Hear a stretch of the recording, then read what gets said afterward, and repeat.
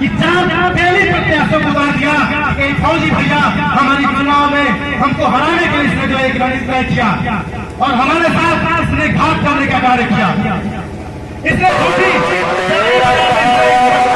एक ख्याल किया कि हमने जो है डॉक्टर के गुप्ता को खरीद लिया है। अरे फौजी को तुम क्या खरीद सकते हो? तुम्हारी औकात है क्या खरीदने की? जिसने अपना पूरी जमीन पे डाला हो, जिसने भी विधानसभा के देव जनता को पे डाला हो, वो क्या किसे खरीदेगा? जिसने शहीद स्थल को अपमान किया हो। आपको पता होना चाहिए कि हमारे विधानसभा में सेवरही में हमारे 11 स्वतंत्रता संग्राम सेनानियों ने रेल उठाड़ो आंदोलन में अपनी जान को न्यौछावर कर दिया था। उनकी याद में हमारे पंडित जवाहरलाल नेहरू ने वहां पे एक शहीद स्थल का निर्माण किया, उसका शिलान्यास किया गया। मैं बहुत सम्मान करता हूं शहीद स्थल का, लेकिन आपको पता होना चाहिए कि उस शहीद स्थल को उसने अपने नाम लिखवाने का कार्य किया, जो एक शहीद का नहीं हो सकता, जो एक शहीद स्थल का अपमान कर सकता है। क्या वो विधानसभा के समाज को अपना सकता है? हर किसी नहीं अपना सकता। वो आपका कभी नहीं हो सकता, जो किसी शहीद का नहीं हो सकता, वो आपका क्या होगा? और मैं आपके इस भगवा की पावन धरती से मैं जो वादा करने जा रहा हूं, आप लोग याद रखिएगा, जिस दिन आपके आशीर्वाद से, आपके प्यार से, आपके स्नेह से, आपके ममता से, आपके करुणा से जिस दिन मैं सदन में जाऊंगा, उस दिन मेरा पहला वादा होगा, पहली लड़ाई होगी शिक्षा से।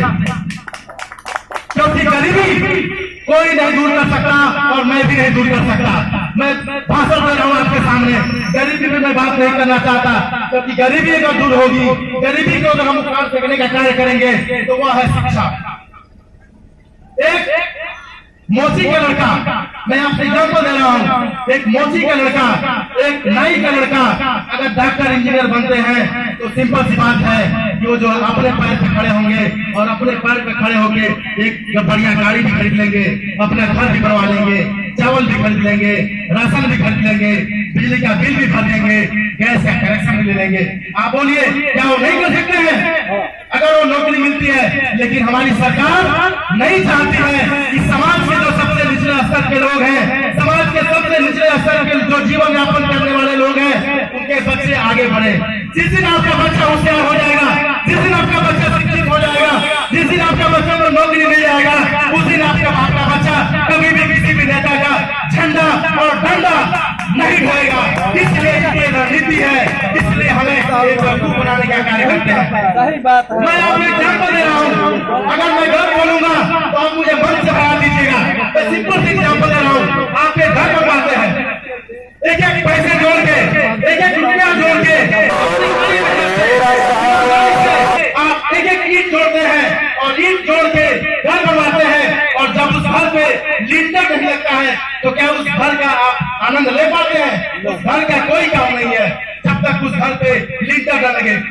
आप जरा सोचिएगा, जो मैं उदाहरण दे रहा हूँ, आप अपने बच्चे को चौथी क्लास, पांचवी क्लास, छठवीं क्लास, सातवीं क्लास, आठवीं क्लास, 9वीं क्लास, 10वीं क्लास, 11वीं क्लास, 12वीं क्लास पढ़ाते हैं, और हमारी असली पढ़ाई 12वीं के बाद होती है। मेरे पिता लोग यहाँ पे हैं, मेरी माताएं मेरी बात सुन रही हैं, मेरे हम उम्र भाई बात मेरे सुन रहे हैं, मेरे बच्चे तुले मेरी बात सुन रहे हैं। आप बताइए कि इतनी मेहनत से एक पेट काट के एक बाप, एक माई जब अपने बच्चे को पढ़ाती है तो बड़ा आशा होता है, बड़ा एक उम्मीद होता है कि हमारा बच्चा पढ़ लिख के एक डॉक्टर बने, इंजीनियर बने, IAS बने, PCS बने, कलेक्टर बने। लेकिन हमारी सरकार की ऐसी योजना है कि उस योजना में हमारे गरीब परिवार के बच्चे, निचले स्तर के समाज के बच्चे नहीं पढ़ पाते हैं, और बड़े लोग बड़े बढ़िया से नेता का बेटा, आप पूछे नेता का बेटा कभी सेब सब्जी बेचता है क्या? नेता का बेटा कभी अंडा बेचता है क्या? नेता का बेटा कभी नाई का काम करता है क्या? वो नहीं करता है, क्योंकि उसका बेटा लंदन पढ़ता है, उसका बेटा वाशिंगटन में पढ़ता है, उसका बेटा हार्वर्ड यूनिवर्सिटी में पढ़ता है, जो हम और आप नहीं जानते हैं। इसलिए क्योंकि उसका बेटा पढ़ लिख लेगा तो आप पे राज करेगा, और आप नहीं पढ़े लिखे रहेंगे तो हम आप भोली भाली जनता को हम मूर्ख बनाने का कार्य करेंगे। अब नहीं होने वाला है। इस विधानसभा में युवा शक्ति जाग गई है, नौजवान जग चुके हैं, हमारे माता पिता जग चुके हैं कि अब हमारे साथ अन्याय नहीं होगा। मैं एक एग्जाम्पल दे रहा था, बीच में मैंने अपनी बात बदल दिया कि आप अपनी कड़ी मेहनत से, अपनी निष्ठा से, अपनी ईमानदारी से अपने बेटे को आप इंटर कराते हैं, और इंटर के बाद बच्चा नहीं पढ़ पाता है क्योंकि आपके पास पैसा नहीं होता है, आपके पास इतनी रकम नहीं होती है, आपके पास इतना धन नहीं होता है कि आप अपने बेटे को आप इंजीनियर बनाएं, IAS बनाएं, PCS बनाएं, या किसी भी पद पे आप पदासीन कर पाए। क्या ये सरकार का कार्य नहीं है? आप योजना चलाते हो, आप राशन फ्री करते हो, आप बिजली फ्री करते हो, आप कर्ज माफ करते हो। अरे भाई मैं पूछता हूँ, इतना फ्री करने की क्या आवश्यकता है? आप एक शिक्षा फ्री क्यों नहीं कर सकते? आप एक शिक्षा फ्री कर दीजिए, एक गरीब परिवार के बच्चे भी पढ़ लिख लेंगे तो बढ़िया से 20 लाख की गाड़ी पर घूमेंगे, बढ़िया से घर अपना बनवा लेंगे, और मुझे लगता है जो समाज में 10 लोगों का सहायता भी करेंगे। लेकिन सरकार नहीं करना चाहती, वो आपको एहसान करे, अपने पैरों की तरह दबाना चाहती है। आज उसने नमक खिला दिया, और आज जाते हैं वोट मांगने भाजपा वाले लोग तो बोलते हैं हम आप तो नमक खिला बड़ा और वो हमें नहीं दबा। अब देखिए इस नमक खिलाने के पीछे क्या मंशा है। आज चुनाव है तो चुनाव के सामने अब बात आ गया, आज आपने नमक खाया है और उस नमक को पकड़ाने का कार्य किया जा रहा है कि आपने मेरा नमक खाया है, मुझे वोट दीजिए। अरे भाई आपसे नमक मांगने कौन गया? आपसे नमक मांगने कौन गया था? और आपकी रणनीति, आपकी मंशा इस देवतुल्य जनता विधानसभा वासियों के सामने मैं रखना चाहता हूं कि आप नमक खिला के इनके साथ अपने अत्याचार करने का कार्य किया है, और इनको आपने इनकी बेइज्जती की है। क्या हमें पूछना चाहता हूँ भाई बहनों से, माताओं से, पिताओं से, क्या हमारे दुकानदार भाई है, आप इतने सक्षम नहीं है कि 16 रुपए का नमक खरीद सकते हैं? आप बोलिए, आप लोग क्या आप नमक नहीं खा सकते हैं? लेकिन उन्होंने उनकी रणनीति देखिए, उनकी विचारधारा देखिए, उनकी सोच देखिए कि 2 साल पहले आज के समय में नमक फ्री होता है और आज चुनाव आता है तो जाके माताओं से, पिताओं से, भाइयों से, बहनों से ये कहा जाता है हमारा तो नमक खिला बड़ा उठवा हमसे नहीं दबा। अब सोचिए उनकी मंशा क्या है, कल आपके साथ क्या करने वाले हैं। और आपको आपने एक पिक्चर देखा होगा, जिस पिक्चर में वही बात है कि भाई इनको खाने की आदत डालो, जिस दिन खाने की आदत पड़ जाएगी उस दिन मैं अंगूठा भी इनका लिखवा लूंगा अपने पेपर पे, और पूरी की पूरी जायदाद में लिखवा लूंगा। ये आपको समझना है कि इनकी रणनीति क्या है। आज ये नमक खिला के आपके सामने बोलते हैं कि मैंने नमक खिलाया है, फोटुआ हमें के दी है। ये समझिए कि आपको मानसिक गुलाम बनाने का कार्य कर रहे हैं। हमारे नौजवान साथियों को, हमारे युवा पीढ़ी को मानसिक गुलाम बनाने का कार्य कर रहे हैं। हमें मानसिक गुलाम नहीं बनना है, हमें सोचना है कि हमें क्या करना है। मेरी लड़ाई बस सदन में है कि आप हमारे गरीब तबके के लोग जो भी हैं, हमारे समाज के जो सबसे निचले स्तर के लोग हैं, जिनकी कोई नहीं सुनता, उनकी भी हाथ मजबूत करने का मैं कार्य करूंगा। और हर घर में एक बच्चा एक शिक्षित हो और उसको नौकरी मिले, वो IAS बने, PCS बने, रास्ता मैं दिखाऊंगा। आप बता दीजिए कि आपके बीच कौन सा नेता आके बोलता हो सबको खड़े कर दिए 12 प्रत्याशी है। मैं चैलेंज देता हूं कि 12 प्रत्याशी में मंच में खड़ा कर दीजिए और डिबेट करा लीजिए कि आपके सामने कौन सा प्रत्याशी कौन सा किस तरह का डिबेट करता है। अगर अनपढ़ जाएगा सदन में तो कुर्सी पे आंख बंद करके सोने का कार्य करेगा, गुंडा जाएगा सदन में तो गुंडाई की बात करेगा, एक चोर जाएगा सदन में तो चोरी की बात करेगा, और एक शिक्षित आदमी जाएगा तो शिक्षा की बात करेगा।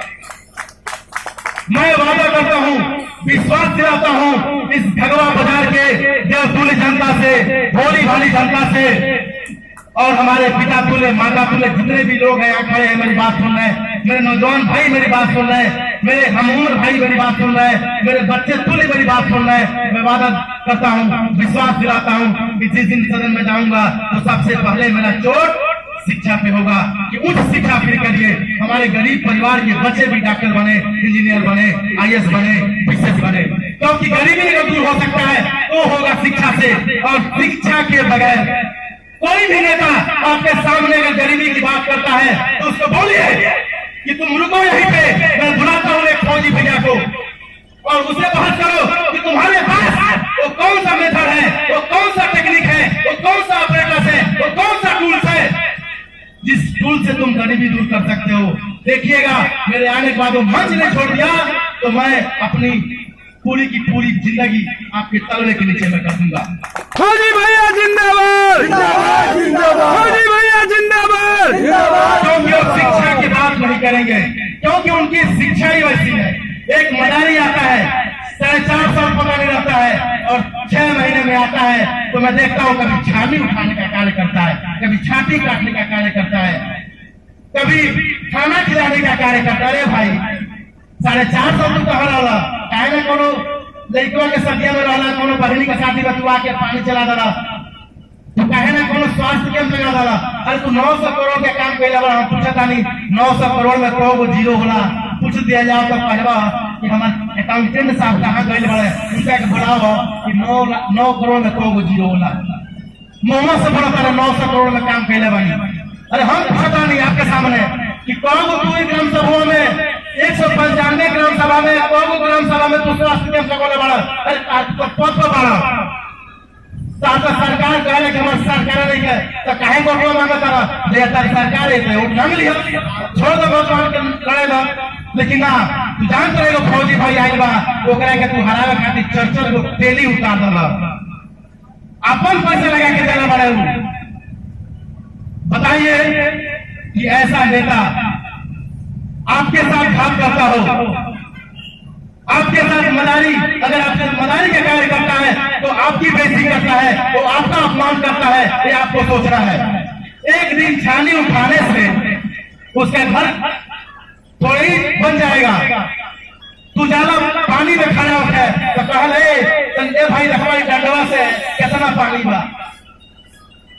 हम कहता नहीं कहीं अजौली दान में इतना पानी लगल बा, मर्द बाड़ा ही मन से कहता नहीं कि सुनत होई वो सुनत हुई है तो हम कहते निकलाओ हमारे सामने अपनिया में कहीं बिना डंडा के कहीं घुस जा ना घुसती है। वो रखले बड़ा अपन चमचा देखो डंडा लेके जाना अब फोटो नहीं खींचेला पूरा डंडवा से नापे ना पनिया कितना बा तब चल हम फरियाद ले एक फोटो खींचो टोनी भाई, फोटो खींचो टोनी भाई, अब फोटो खींचाला उसका, अब फोटो खींच के तुरंत शेयर हो जाए सोशल मीडिया पर। अरे बाप रे बाप हमारे विधायक तो पानी में खड़िया रहे, बाप रे बाप कितना बढ़िया बढ़े। अरे मदारी अपना अपमान कहे कराता रहो, कहे कहे जनता के अपमान करता रहो, सब तार कहानी जान गई बोलो। एगो बड़े 2 साल हो सर रही अपना पंडित रहले, एगो पुलिस उनका बात नहीं सुनेला। हम पूछा नहीं हमें जान नहीं तू क्या लड़का हुआ, अरे हम वही समिति में बानी वही में हम रहता नहीं, आप पूछा तो तू क्या लड़का हुआ जगह दिन आई रहा पटाई रहा कि हमको वोटवा दिवा दी तो ये हमके नहीं पसंद आए, हम चुनाव लड़ने का क्या लड़का हुआ। बारे नेता वाह, एक जना आयल बड़ा इंडस्ट्री से 3 दिन घूमी है, पैसा लेके आ रहे हैं, पहले आए हैं बसपा से पैसा खर्चा कर ले तो भाजपा में आ गए ना, फिर चल गए बसपा में। अरे बोलो समर्थक भूखे जा किसी आम जवाब हम सही बोले का तो हमको झूठ ना बोले नहीं। अरे अपना जमीन कहीं बेच रहे हो, अपन जमीन पे खड़ा रहा कब है में कब होई में कब होई में, अरे उनमें कहे कि नहीं के बाद एक जगह रहा कौन भी कुछ समाज में सेवा कैले बड़ा बता दो। 195 ग्राम सभा के 10 गांव का नाम नहीं याद हो, तू तो रहा कंपनी में, कंपनी के लोग मुचला बड़ा पैसा पिटोरला बड़ा, कहो को पैसा गाँव में लगा दे बड़ा, कहो को माई बहनी के ब्याह में तू दे बड़ा, कहो को गरीब आदमी के विश्वास में दे बड़ा नहीं कह दे। पैसा आइला तो कहा कि लोग तो पैसा को खरीद ले, पैसा पर लोग क्या खरीद ले। बार बार नेता रोबा तो बताई जाए कि हमने क्या औकात एक दारू को बार अपन हम जमीन बेच देता तब वो नहीं बेचे के।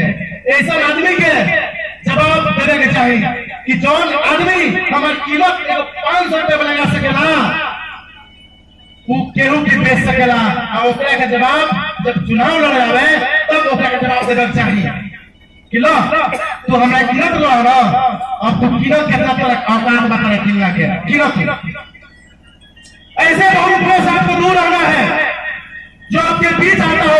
इस गंगवा बाजार में मैं 2 बार कैंप लगाया हूं, मैं कम से कम मैं 5वीं 6वीं बार आया हूं। मैं आपके बीच का बेटा हूं, आपके घर का बेटा हूं, मैं कोई बाहर का नहीं हूं कि हमको आपको जाना पड़ेगा। मेरा किसी विधायक को सुनता है यहाँ से 200-300 रुपया लगा के जाए मेरा गोरा तो वो कहीं कौन आई बड़े कहाँ के हुए है कि तो हमके चिंता नहीं थी तो बोलेंगे अपना एजेंट रखा हो गया ए जाओ तो देखो तो कौन आया है। बड़ा बड़ा सब अछूत है, सब ये सब पिछड़ी का हुआ सब एक के घर में ना लिया हो जाला आपको सुनने को मिलेगा। ऐसे हमारे समाज के नेता है। अरे नेता तुम हो तो हर समाज को लेकर चलने का कार्य करो। नेता किसी एक समाज से नहीं बनता है, नेता हर एक समाज, हर एक वर्ग, हर एक युवक के साथ बनता है, वो है नेता। मैं नेता नहीं हूँ तो मैं आज तक नेतागिरी किया हूँ। मैं देश की सेवा किया, मैं फौजी भाइयों की सेवा किया और उसके बाद से मुझे लगा कि शायद मैं चाहता तो आराम से